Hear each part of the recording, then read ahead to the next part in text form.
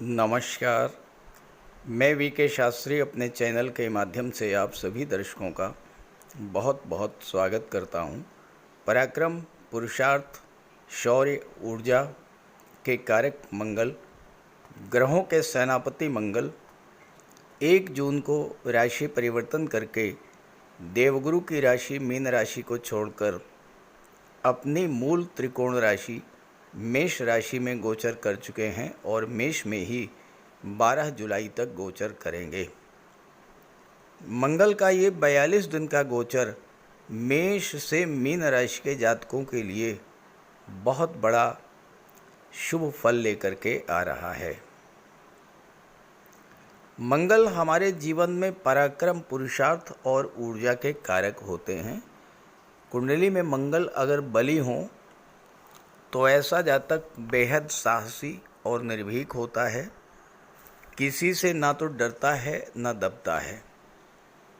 वहीं अगर कुंडली में मंगल कमज़ोर हों तो ऐसा जातक दब्बू प्रकृति का, शीघ्र घबरा जाने वाला होता है और आत्मविश्वास में कमी आती है, निर्णय लेने की क्षमता में कमी आती है। इस समय मंगल स्वयं की राशि मेष राशि में अपनी मूल त्रिकोण राशि में गोचर करते हुए आपके लिए अत्यंत श्रेष्ठ फल प्रदान करने की स्थिति में होंगे, लेकिन शनि की तीसरी दृष्टि से दृष्टि भी होंगे और ये बहुत अच्छी स्थिति नहीं होगी। कुछ राशियों को बेहद सावधान रहना होगा और कुछ राशियां ऐसी भी होंगी जो इस गोचर काल में बहुत कुछ बड़ा करने जा रही हैं। वैसे तो ये गोचर पूरे 42 दिन का होगा, लेकिन ज्योतिष शास्त्र का सिद्धांत है कि कोई भी ग्रह अपना पूरा फल तभी दे पाता है, अपना 100% तभी दे पाता है जब वो पूर्ण युवा होता है। तो इस वीडियो में हम उन्हीं 9 दिनों के गोचर पर चर्चा करेंगे जब मंगल का अंश बल 12 डिग्री से 18 डिग्री के बीच में होगा। मंगल पूर्ण युवा होंगे और अपना पूरा फल देने की स्थिति में होंगे। तो कर्क राशि के जातकों को इन 9 दिनों में क्या क्या बड़ी उपलब्धियां हासिल होंगी और किन बातों को लेकर बेहद सावधान रहना होगा, इसी का विश्लेषण करेंगे इस वीडियो में। ये विश्लेषण आपकी चंद्र राशि के आधार पर किया जा रहा है और वीडियो के अंत में मैं आपको मंगल के उपाय भी बताऊंगा। तो देखिए, ये 18 जून की कुंडली आपके सामने है। 18 जून, और इसमें आप मंगल का अंश बल देखिए। मंगल का अंश बल है 12 डिग्री। देखिए, मेष राशि में है, 1 लिखा हुआ है, 1 का मतलब मेष राशि। मंगल मेष राशि में है और मंगल का अंश बल है 12 डिग्री और डेट है 18 जून। इसके बाद दूसरी कुंडली मैं आपको दिखाता हूँ।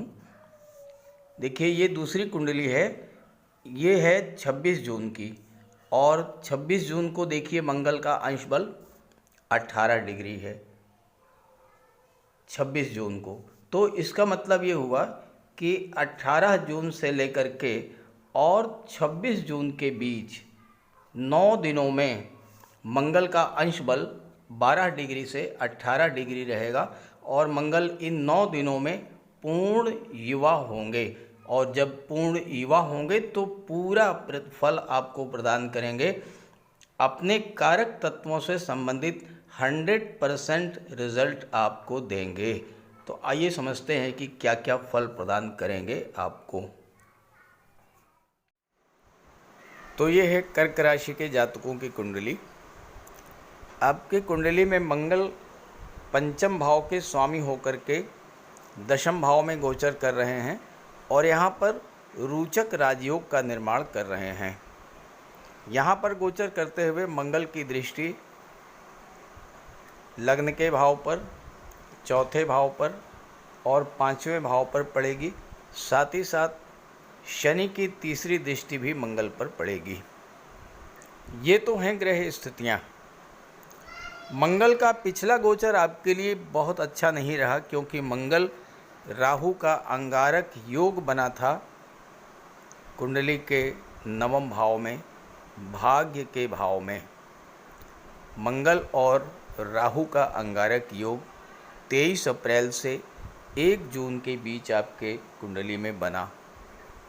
हालांकि कुछ जातकों को इस अंगारक योग से बहुत बड़ा लाभ भी मिला होगा, बहुत से कार्य अचानक से पूरे हुए होंगे, लेकिन ज़्यादातर लोगों को इससे कष्ट ही मिला होगा। देखिए, कुंडली के भाग्य के भाव में अंगारक योग बना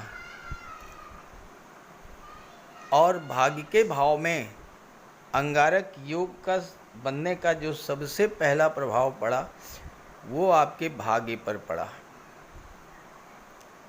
मंगल राहु का अंगारक योग जो होता है, ये वो योग होता है जो हर चीज़ को जला करके राख कर देता है। और चूँकि मंगल आपकी कुंडली में दशम भाव के स्वामी होकर के अंगारक योग बना रहे थे, तो आपके कार्य क्षेत्र में तरह तरह की समस्याएं आई होंगी। लगातार अप डाउन्स की स्थिति आपको देखने को मिले होगी और कार्यस्थल पर भी आपका आपके बॉस, सहयोगी और सीनियर्स के साथ मतभेद हुआ होगा।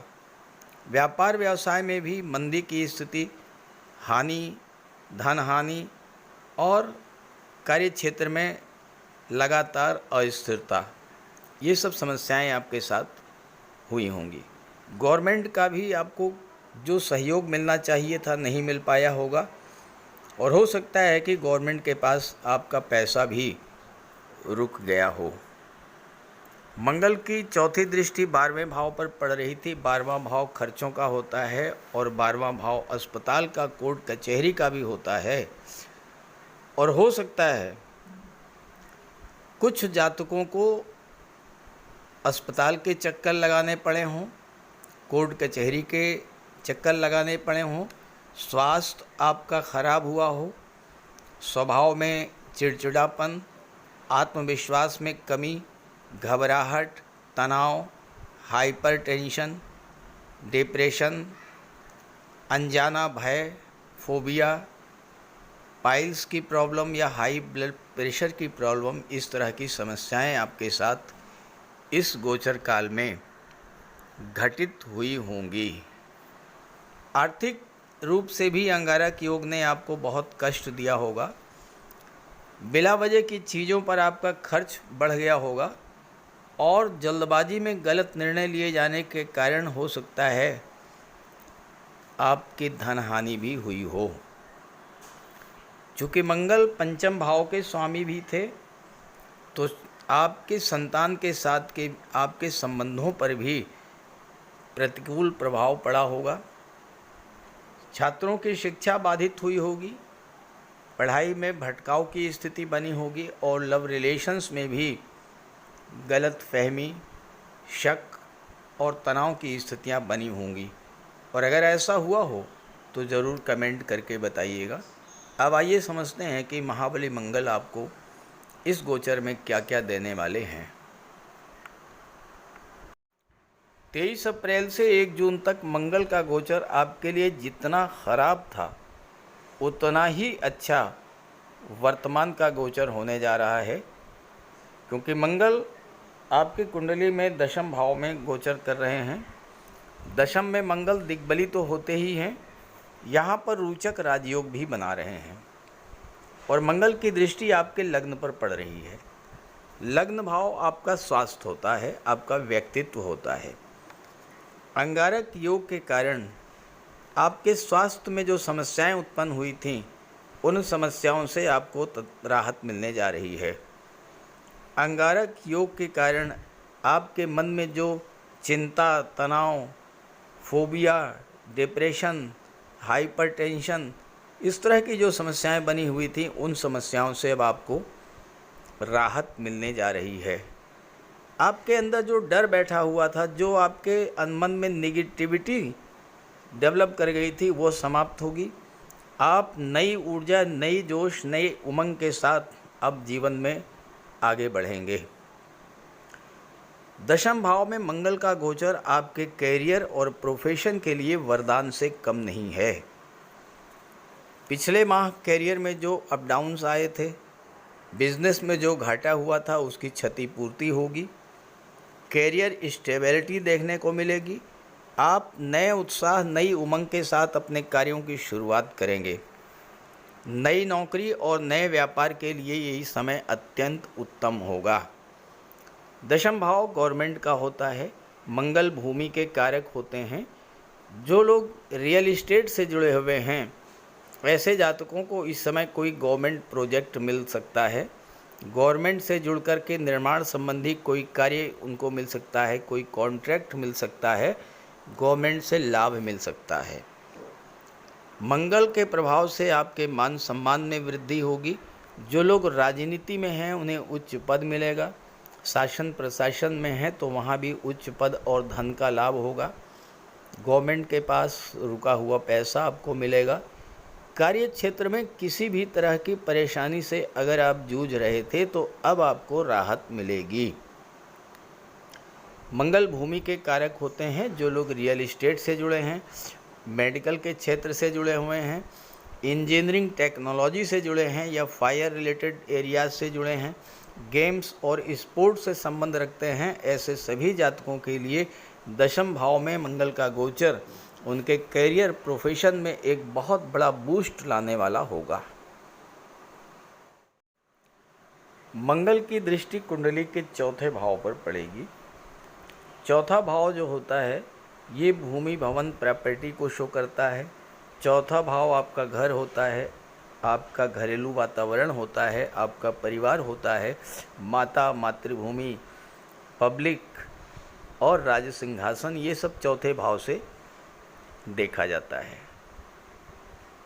इस समय मंगल के प्रभाव से अगर पिछले गोचर में कोई प्रॉपर्टी को लेकर के विवाद उत्पन्न हुआ था, वो विवाद इस समय सुलझ सकता है। प्रॉपर्टी को बेच करके आप विवाद सुलझा सकते हैं या किसी और तरीके से सुलह समझौते के आधार पर आपका विवाद सुलझेगा। प्रॉपर्टी में आप डोमिनेटिंग पोजीशन में रहेंगे। मंगल रोचक राजयोग बना रहे हैं और रोचक राजयोग का प्रभाव जब चौथे भाव पर पड़ेगा तो आपकी अचल संपत्ति में वृद्धि करने वाला होगा। मंगल दशम के भी स्वामी हैं और पंचम के भी स्वामी हैं, तो आपको अपने कार्य क्षेत्र से इस समय बहुत बड़ा लाभ प्राप्त होगा। संतान के पक्ष से भी आपको लाभ होगा। संतान पक्ष से कोई बहुत बड़ा शुभ समाचार आपको मिलेगा। आपकी आय में वृद्धि होगी और ख़ासकर जो लोग रियल एस्टेट या मेडिकल के क्षेत्र से जुड़े हैं उनके लिए पैसा कमाने का बहुत बड़ा योग बनेगा। नई नौकरी, नए व्यापार के लिए भी बहुत अच्छा है। चूँकि शनि की दृष्टि भी मंगल पर पड़ रही है तो परिवार के सदस्यों के बीच मतभेद की संभावना बनती है, तो इसलिए वाणी पर थोड़ा संयम रखिएगा। मंगल के पिछले गोचर के दौरान अगर आपके साथ आपके मित्रों, आपके रिश्तेदारों के द्वारा कोई चीटिंग या कोई धोखाधड़ी की गई थी, उसका भी समाधान निकलेगा। नए मित्र मिलेंगे, अच्छे मित्र मिलेंगे, सहयोगी मित्र मिलेंगे। फिर भी माता का स्वास्थ्य का ध्यान रखना होगा। परिवार में संबंधों को विशेष महत्व देना होगा। प्रॉपर्टी की दृष्टि से ये समय बहुत अच्छा है। कोई प्रॉपर्टी जो काफ़ी दिनों से आप खरीदना चाह रहे थे और नहीं खरीद पा रहे थे, वो इस समय आप खरीद पाएंगे। कुंडली का पंचम भाव सबसे शुभ भाव होता है, क्योंकि यहाँ से संतान, शिक्षा, लव रिलेशंस, लॉटरी, शेयर, सट्टा, आपकी क्रिएटिविटी, पूर्व संचित कर्म, इन सब चीज़ों का विचार किया जाता है। और मंगल पंचम के स्वामी होकर के राजयोग बना रहे हैं, रोचक राजयोग बना रहे हैं। जो नवविवाहित हैं उनके लिए संतान प्राप्ति का योग बनेगा। आप बहुत दिनों से प्रयास कर रहे थे, संतान प्राप्ति में किसी तरह की कोई बाधा आ रही थी, तो ये समय आपके लिए अच्छा रहेगा। संतान पक्ष से कोई खुशखबरी भी आपको मिलेगी। संतान पक्ष से कोई मतभेद था वह समाप्त होगा। हालांकि शनि की दृष्टि मंगल पर है तो आपको अपनी संतान पर विशेष ध्यान रखना होगा। ये ज़रूर ध्यान दीजिएगा कि आपके संतान की संगति कैसी है, व्यवहार कैसा है। छात्रों के लिए तो ज़बरदस्त लाभकारी है ये गोचर। नई ऊर्जा, नए उत्साह के साथ आप एक बार फिर से अपनी शिक्षा पर ध्यान देंगे। अंगारक योग के कारण पढ़ाई में जो व्यवधान आया था वो समाप्त होगा। शिक्षा से भटकाव की स्थिति समाप्त होगी। लॉटरी, शेयर, सट्टे से भी लाभ होगा, लेकिन मैं लॉटरी, सट्टे और जुए की बिल्कुल सलाह नहीं दूंगा। जो लोग शेयर मार्केट, स्टॉक मार्केट से जुड़े हैं उनके लिए समय अच्छा रहेगा, लाभ होगा, लेकिन जल्दबाजी में कोई बड़ा निवेश मत कीजिएगा। बहुत सोच समझ करके निवेश कीजिएगा, क्योंकि नवम भाव में राहु बैठे हैं। राहु की दृष्टि भी पंचम पर पड़ रही है, तो राहु भ्रम पैदा करते हैं, इसलिए जल्दबाजी में बिना सोचे समझे कोई निवेश मत कीजिएगा। रिलेशंस में भी आपको अपने वाणी पर, अपने व्यवहार पर विशेष ध्यान रखना होगा, क्योंकि राहु की दृष्टि है और राहु जो है वो भ्रम पैदा करते हैं, शक, गलत फहमी पैदा करते हैं, तो इसका ध्यान रखेंगे। कुल मिलाकर के कर्क राशि के जातकों के लिए मंगल का ये गोचर कई बड़ी उपलब्धियां लेकर के आ रहा है। इस गोचर का लाभ उठाइएगा और कम से कम 18 से 26 जून के बीच मंगल का उपाय अवश्य कर लीजिएगा, आपको विशेष लाभ होगा। मंगल का सबसे बड़ा उपाय है बजरंगबली की उपासना करना। आप बजरंगबली की उपासना कीजिए, बजरंगबली के मंदिर में जाइए, उनके चरणों का सिंदूर अपने मस्तक पर धारण कीजिए, साथ ही साथ हनुमान चालीसा का पाठ कीजिए, बजरंग बाण का पाठ कीजिए। मंगलवार के दिन अगर आप व्रत रख सकें तो मंगलवार का व्रत रखिए। साथ ही साथ हनुमान जी को चोला चढ़ाइए। मंगलवार के दिन स्नान करने के जल में लाल चंदन या लाल पुष्प डालकर स्नान करें। स्नान करने के बाद लाल रंग के वस्त्र धारण करें। अगर नहीं कर सकते हैं लाल रंग के वस्त्र धारण, तो कम से कम एक लाल रुमाल अपनी जेब में जरूर रखें। मंगलवार के दिन मंदिर में जाएं, बजरंगबली के लड्डू का भोग लगाएं और गरीबों में बांट दें। घर की दक्षिण पश्चिम दीवार पर उड़ते हुए हनुमान जी का चित्र लगाएं। साथ ही साथ गरीबों में लाल वस्त्र, मसूर, गुड़, लाल चंदन, मिठाई, लड्डू, बताशे, रेवड़ी, ये सब बांटिए। मस्तक पर लाल चंदन का टीका लगाएं या हनुमान जी के चरणों का सिंदूर लगाएं। मंगलवार के दिन बंदरों को गुड़ और चना खिलाएं। बहते हुए जल में लाल पुष्प, तिल या गुड़ प्रवाहित करें और जेब में एक तांबे का सिक्का रखें। साथ ही साथ अगर आप मंगल के ये उपाय कर लेते हैं तो राहु भी नियंत्रित हो जाएंगे और शनि भी नियंत्रित हो जाएंगे, क्योंकि बजरंग बली की उपासना करने से राहु, मंगल और शनिदेव तीनों का ही उपाय हो जाता है।